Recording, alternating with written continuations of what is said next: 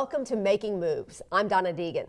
Coming up, how JTA is teaming up with a local company to put some fun in your ride.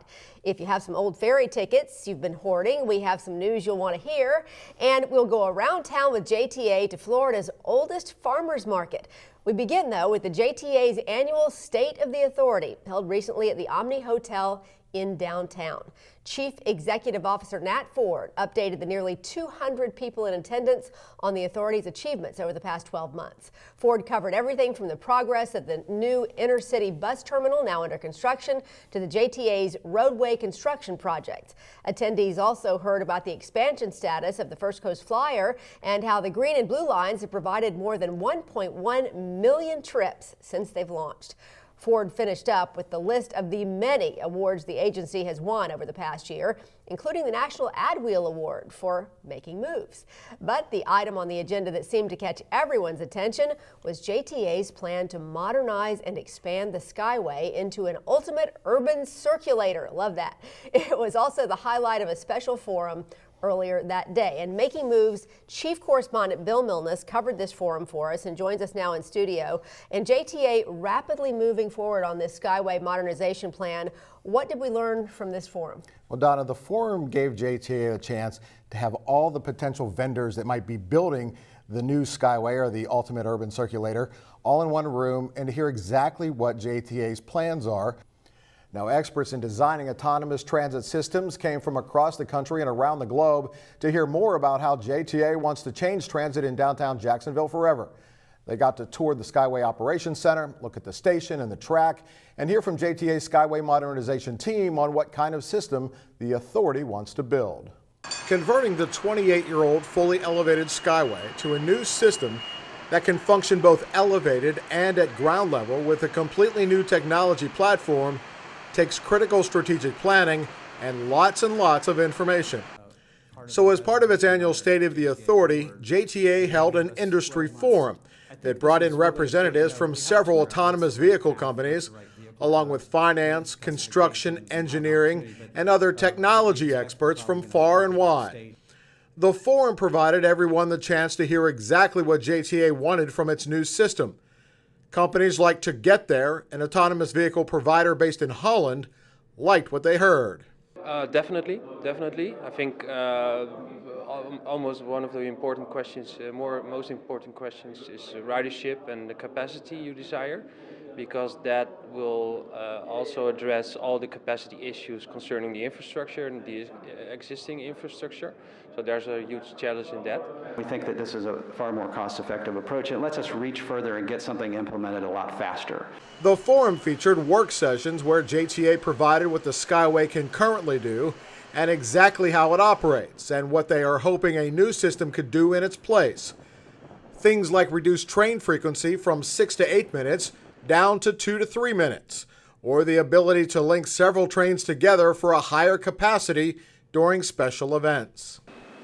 Vendors had the opportunity to ask questions during group or one-on-one sessions or on one of the Skyway tours to view the station platforms, maintenance center, and the Skyway control room. All the elevators and escalators on this side with the yard. The operator can also pull up every vehicle, every train that's out there that has CCTV on it also. 2 cameras on each car, seeing both directions. Dr. Dean Bushy of Florida Polytechnic University in Lakeland, an autonomous vehicle expert, gave the keynote address during the State of the Authority. Bushy said so far, JTA is hitting all the right marks on its quest for the ultimate urban circulator. I really like it. We've discussed the step-by-step progression that JTA is taking from an elevated, restricted access platform that has walls to a dedicated lane, phase 2, to a mixed-use phase 3. That step-by-step progression over the next 5 to 10 years is the perfect way to go. It's the perfect way to test it. Now, a typical government transit project of this magnitude would normally take 10, maybe 15 years.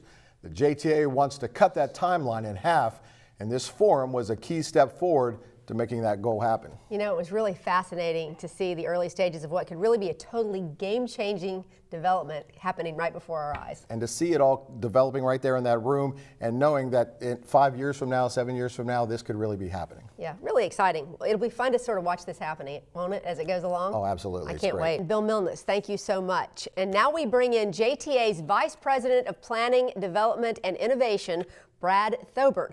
Brad joins us from JTA headquarters in downtown. And Brad, thanks for making some time for us today. We just heard in Bill's report what your guests learned at this forum. What were you hoping to achieve, and did you get what you wanted? Well, we absolutely did. Our objective here was well, there were a couple objectives. First, we wanted to get the industry involved and aware of our project and understand what our vision for the U2C is, but we wanted to get their feedback on what are the key issues that they see, how are they going to respond to different approaches to how we deliver the project, and so we really achieved all those. We had tremendous participation. We had folks from a number of different countries involved. We had a lot of different firms. We did one-on-one meetings, and we got tremendous feedback, but we also created a buzz in the industry over the project. So not only is there a lot of excitement in Jacksonville, but the industry is really starting to engage. And so we get to the point where we want to move forward with procurement, they're going to be ready and positioned to compete. Was there a significance in tying this industry forum with the JTA State of the Authority? Absolutely, because the theme of the authority and the presentation we had from Dr. Bushy was all about autonomous vehicles. So there was clearly a connection. I think the other thing is we wanted the industry to see what's happening at JTA. There's a lot of excitement in the things that we're achieving, and that they want to see that we're serious, that we're about delivering projects, and when we can show that we've done things like the First Coast Flyer, we're started kicking off the JRTC, and when we start talking about the U2C, they see that we're an agency that it's about implementation and action and not just simply planning for the future. So your timeline is very ambitious, but is it doable? It is doable. I think anytime you set forth a timeline, you have to be realistic, but at the same time, a little bit aggressive. And so we know that as you go through a project, you're always subject to challenges, whether it's funding, procurement, permitting, whatever it might be. So we set a goal for ourselves, and then we figure out how to manage through those issues. And so, you know, the technology is moving fast, so we do have to set a very aggressive timeline so we stay on the front edge here. You recently held a very successful demonstration of an autonomous vehicle near the stadium. Will we see more of those as you move forward? Well, we're looking at developing a test track. We're looking at different pilot opportunities. That was a demonstration. It was great. People loved it. It created an understanding of what we're talking about. I think it was great for the media to see it and key policymakers. The next step really is doing something that's a little more substantive, the demonstration project, the test track, that helps us learn more about the vehicles and continues to get the public comfortable with the concept of autonomous technology. Okay, Brad, so break it down for us, if you will. What has to happen before we see a new Skyway in Jacksonville? Well, we've got some key steps ahead of us. We're going to have to refine the project scope and cost, and then really work through any environmental permitting issues and position the project for design. What's the funding strategy? What's the project delivery strategy? And answering those kind of questions. So we're going through that process. We've been partnering with the Florida DOT on their process, which is designed to position projects for state and federal funding. So it's really helpful, and it's great to have DOT coming in as a partner on this project with us. Can you stay with us just a little bit longer? Of course. Next up, we check out JTA's new transit adventure at the beaches, and we go around town on JTA to Florida's oldest farmers market. Plus, more with the JTA's Brad Thoburn. All that and more when we return. Every year, 40% of all food in the U.S. never gets eaten.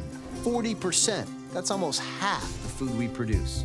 Food waste is a serious problem. It impacts all of us. And it's expensive. Your family is throwing $1,500 a year in the trash. We're working hard to put food waste on the chopping block.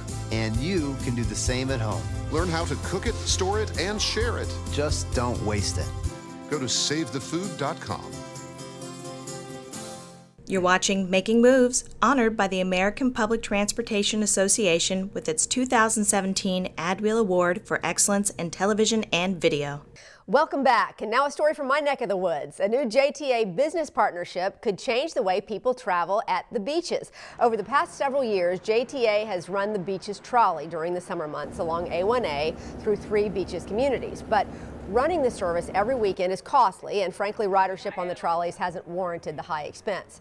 Looking for an alternative travel solution, the authority is now partnering with Beachside Buggies to provide you with year-round shuttle service in true beaches style. Joining us now from Jacksonville Beach is Making Moves correspondent Eugene Lindsay. And Eugene, you tried out the buggies. I've seen them. What'd you think? Well, Donna, I have to tell you, the first thought that comes to mind is fun. Beachside Buggies experience is easy, it's fun, and it's also free. So I would recommend to anyone who's thinking about coming out here to the beach that you leave your car parked and give Beachside Buggies a try. And guess what? They're also sponsored by the JTA. It's that time of year again when the temperature is hot and the surf is high, and almost everyone wants to head to the beach for some fun in the sun. And that usually means scores of people looking for a way to get to their favorite hot spot along the coast without getting stuck in all of this, or searching and searching for, this. This is quickly becoming the premier way for people to get around the First Coast 3 beaches communities. Beachside Buggies is now the transit service people think of when they need to commute here at the beaches. It's become kind of a cult following, and when people ride us one time, that's all it takes. With Beachside Buggies, they're excited for the ride. The ride isn't just a means to the end point. It's something where they're going to enjoy the ride down First Street and the wind and the music and all those types of things. So. And it was that kind of attraction that caught the attention of officials at the Jacksonville Transportation Authority and got them thinking that Beachside Buggies may just be the perfect mass transit partner for the JTA. Billy Chenoweth is the owner of Beachside Buggies. He's been operating his free door-to-door shuttle service in the beaches communities for nearly 4 years now.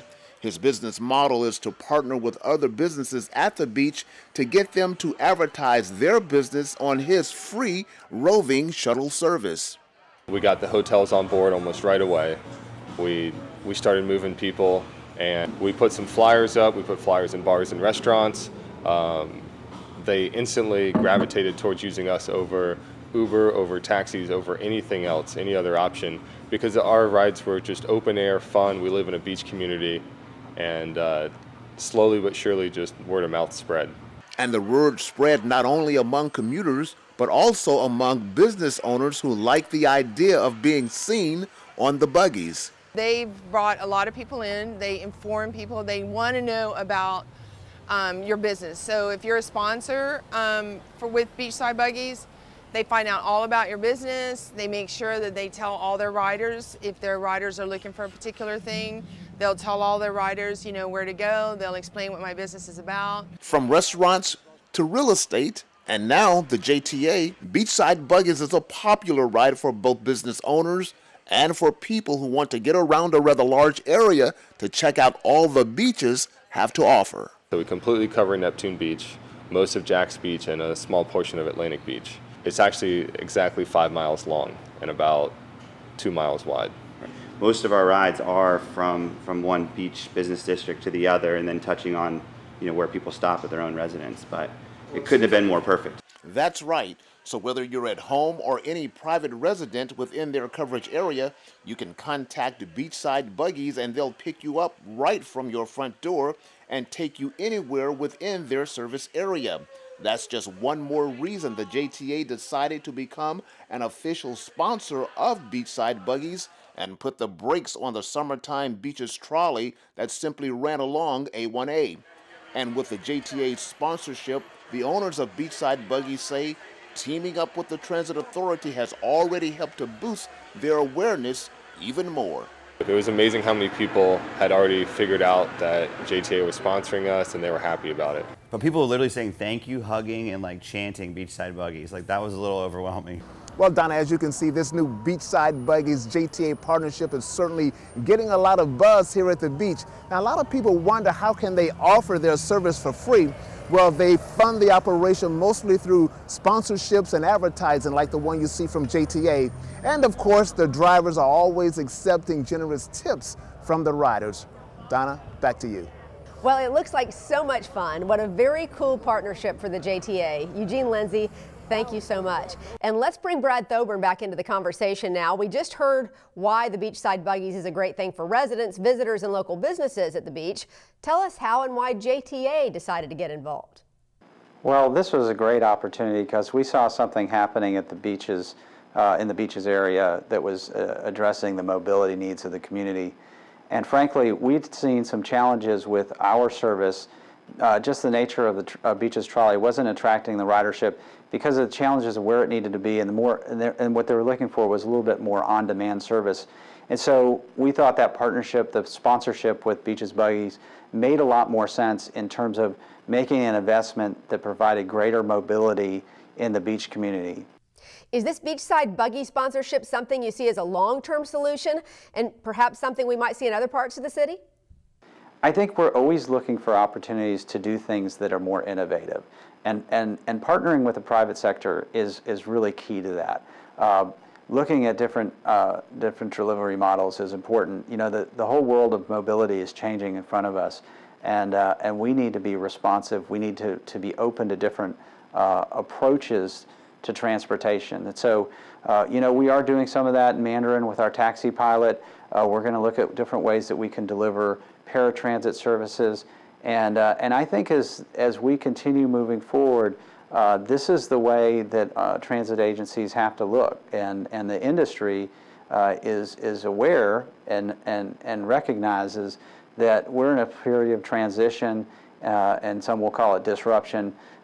We have to really think out of the box and be willing to try different things. And so I do see this as sort of maybe it may not be Beaches Buggies necessarily, but it may be just different delivery models that we're going to experiment with. Okay, Brad Thoburn, thank you for joining us today. Sounds like you have a lot on your plate, so as always, we appreciate your time. Come back soon and update us on that U2C project. It certainly has the town buzzing about all the possibilities. Absolutely. Look forward to coming back. Some changes now for Mayport ferry riders. The JTA is launching an exchange program to improve the ticket process for the ferry. The JTA currently accepts tickets previously issued by the City of Jacksonville, Jacksport, and the Ferry Commission, who have all run the ferry at one point or another in recent years. But come October 1st, only JTA-issued tickets will be accepted. Ticket exchanges can be done in person at JTA's administrative office downtown or at the Mayport Landing on June 23rd and 24th, August 25th and 26th, or September 29th or 30th at the times listed there on your screen. For more information, call JTA Customer Service at 904-630-3100. The awards train has made another stop at JTA. In Orlando, the Transportation and Expressway Authority of Florida honored the JTA with its Chairman's Award for the authority's Ultimate Urban Circulator Project. And from Washington, D.C., the U.S. Department of Transportation just named JTA the winner of its 2017 Transportation Planning Excellence Award for the Route Optimization Initiative. So congratulations to everyone at JTA for those great honors. It looks like they're going to need a bigger trophy case for sure. Time now to go around town with JTA, our monthly look at some interesting places in Jacksonville you can visit by using public transit. In her latest installment, correspondent Catalina Allures takes us to a Jacksonville landmark that will keep you fed and save you some money all at the same time. The idea of supporting local farmers feels trendy because several newer restaurants in town are farm to table. But it's nothing new to the more than 1 million people who visit the Jacksonville Farmers Market every year. It's Florida's oldest public farmers market. It opened in 1938 and it's still alive and bustling at almost 80 years old. The market opens at dawn almost 365 days a year, so you can buy anything from ethnic produce to baked goods. The difference is price. That's the biggest difference. And I explain this to folks all the time. You know, if you go in to a local retailer, and I'm not going to name names on those, but if you go into local retailers and try to buy 4 tomatoes, you're going to pay $6 or $7 for them, where if you buy 4 tomatoes out here, you can get them for a couple of dollars. You can buy a lot of locally grown produce, but you can also find seasonal and specialty items from as north as Virginia and as far as South America. The market finds vendors close enough to keep the prices up to 70% below store prices. Besides that major perk, shoppers have plenty of reasons for loving the Jacksonville Farmers Market. The smells, the fresh smells are unbelievable, and it's the variety. I like to be able to get things that you might not necessarily find at some of those other stores. And at Mimi's shop, she have all kinds of exotic fruit, various fruits from all around the world. So therefore, I like to try certain things, different things, so I come to her every Saturday. People like Frida Hersey will make the drive from Georgia to satisfy a craving for Spouse's Bakery she can only get at the market. The sweet potato muffins are not to be missed. And he also has other items that are just fantastic. We have people call all the time, and he wants to come out. They want to come out and get either a bushel of peanuts to take back and boil themselves, or they'll come in here and buy them from him. Come on in and get your frozen Gordon fish sticks. The Junior of Junior's Fresh Seafood offers an impressive selection of fresh, wild-caught seafood. Comp meats from Beaver Street Fisheries is from Nassau, Bahamas. You got fresh mahi cut up. You got it whole over there. We'll cut it for you. We have all kinds of fresh hand-picked crab meat, fresh scallops from New Bedford, Massachusetts. We got some cherry tomatoes. The Jacksonville Farmers Market is a great asset to the community. Unfortunately, North Jacksonville has a problem with what the USDA calls food deserts, areas with a lack of access to healthy fresh fruits and vegetables. So walking up and down the farmers market, which is huge, I've definitely worked up an appetite. So I picked up a sandwich at Andy's and I'm gonna head home, but I will definitely be back this weekend because between their inexpensive prices and the selection they have here, definitely gotta stock up. But I'm gonna wait for JTA to take me home. In Jacksonville Farmers Market, I'm Catalina Alurs for JTA Making Moves.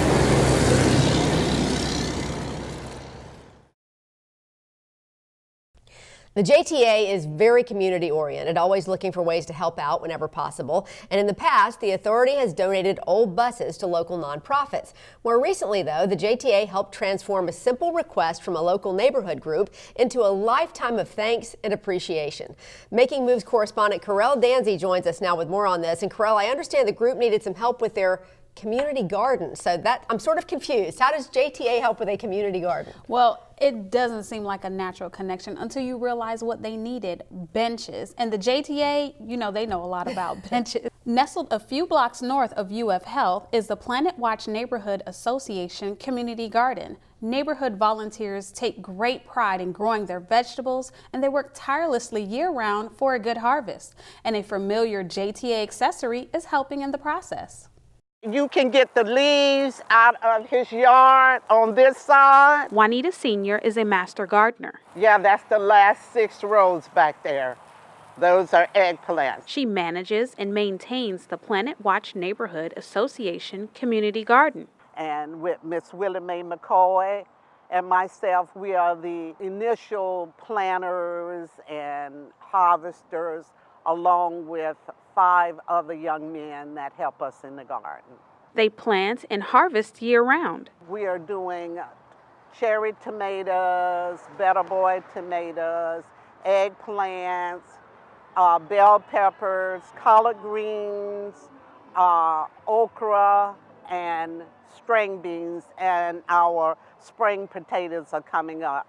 We try to plant by season. If like this is hot weather, so the hot weather would be okra, string beans, tomatoes. All the fresh vegetables grown in this community garden benefit the residents of the neighborhood. So last year, we were able to give the neighbors 225 pounds of vegetables. And the residents of the community wait with great anticipation for harvest time. Because somebody will pass us by and say, "Are they ready?" And we'll say, "Yes, they are." And so they'll come up, and as long as we have something to pick, we'll give it to them. But gardening is hard work. We get, oh my, do we get tired? Oh, yes, we do. We had a couple of chairs when we first started, and someone came in and confiscated our chairs. So, you know, we talked about buying a couple of benches for from some of the big box stores. They were like $200 to get one with any substance to it that somebody just couldn't walk in and carry away. Juanita Sr. attended an urban CPAC meeting where she spoke with Cheryl Reddick of the JTA. She asked if she could have some of the old benches that were replaced with newer ones like these.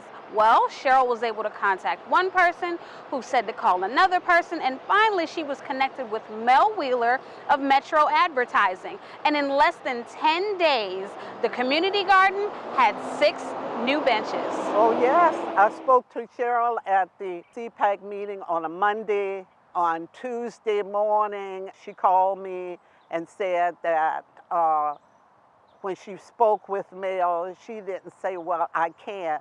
She just said, how many does she need? Oh my God, what a blessing. To say Senior was overwhelmed with joy is an understatement. And her crew came out and they set the benches up. I didn't have to lift a finger. The maintenance of the benches would be done by them, and it is just an outstanding blessing. You know, we will be able to, if we're working on that part of the garden, we can just stop and sit there. With the help of JTA and Metro Advertising, the Planet Watch Neighborhood Community Garden volunteers can rest easy.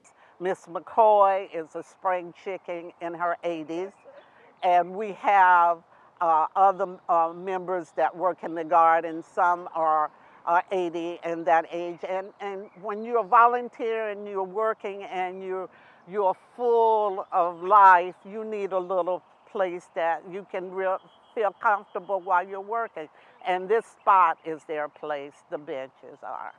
As you can see, Juanita is just ecstatic about those benches, but if she had one more thing to add to her wish list, it would be an irrigation system. She goes out in the morning, has to water it herself, but if there was an irrigation system, it would help. So any of our viewers out there, if you can help, please give us JTA a call, 904-598-8764, and we'll pass the information along. All right, let's get those folks an irrigation system. Great idea. So they are really actually doing something really pretty exciting with the food. Definitely. So they grow it in the community, and all of that food benefits the neighborhood. So they don't sell it, they give it back to the community. And guess what? She even said that people request certain things. So they say, hey, I want okra or I want greens, and they'll grow it and give it back to the community. And you were saying it's a food desert area, so they really need that because there's not anything close to them. So what a great community service this is. Definitely, definitely. No markets in the area where they can buy fresh produce. Why not grow it yourself? Perfect idea. All right, Correll Danzy, thank you very much for sharing that story with us. And that wraps it up for this episode of Making Moves. We thank you so much for taking the time to join us. And remember, you can check out past episodes anytime on JTAFLA.com. You can also find stories and other exclusive content when you like our Facebook page at facebook.com/JTA Making Moves. For Correll Danzy and everybody here at Making Moves, I'm Donna Deegan. We'll see you the next time we're making moves.